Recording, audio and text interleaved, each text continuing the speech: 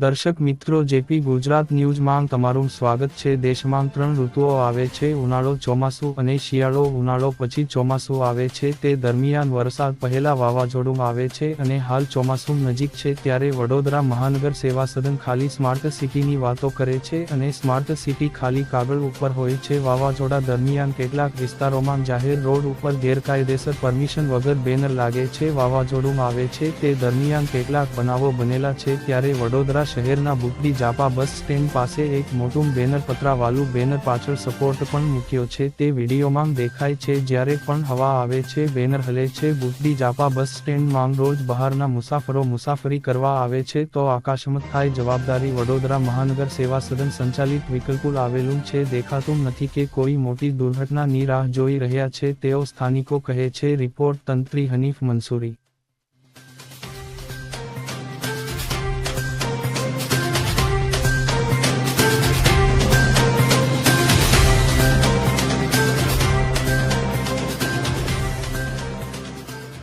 શું થયું છે આગળ? આ બુધડી જાપા રોડ છે અને ડેપો છે ને સામે વિકલ્પુર છે। બરાબર, આ શું છે? બરાબર, ને આ બોર્ડ છે। આ તમે નીચેના પિલ્લર જોઈ લો કેવા કરેલા છે। 2 મહિનાથી બોર્ડ આખું હલે છે ને લોકો એ બેહે છે ને આ બોર્ડ પડવાની રાહ જુએ છે કોર્પોરેશનવાળા ને અગર 2-4 જણા બેહે છે ને બોર્ડ પડશે ને કોઈ મરી ગયો, અકસ્માત થઈ ગયો ત્યારે આ લોકો આ ફિટ કરશે। શું નામ તમારું? મારું નામ એડલ સુભાઈ છે।